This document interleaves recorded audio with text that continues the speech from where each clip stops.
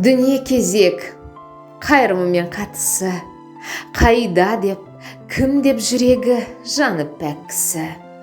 Жынысқа, жасқа, орынға, текке қарамай, көрінбей үшіп жүреді дейді бақ құсы.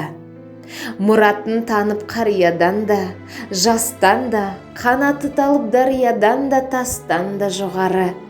Кімді лайық көріп болғанша ұшады дейді мұңай биік аспанда. Киелі құстың мекені тауда, зәңгірде. Тілегі құстың қасиеті де, мөлдірде.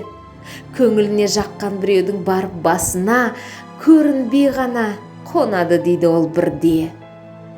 Жақсылықтан да келетін бір мін тапқысы, шынымды айтсам, шіреншектердің баттысы.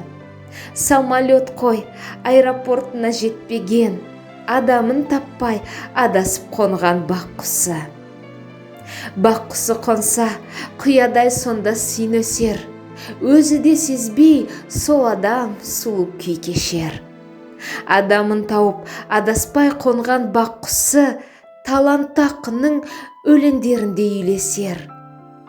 Бақ құсы қонбай пендеге дәулет құра алмас, құралған болса қия алмас оны бір алмас. Бармақтай бақытты кейбіреу ұстап тұра алмас.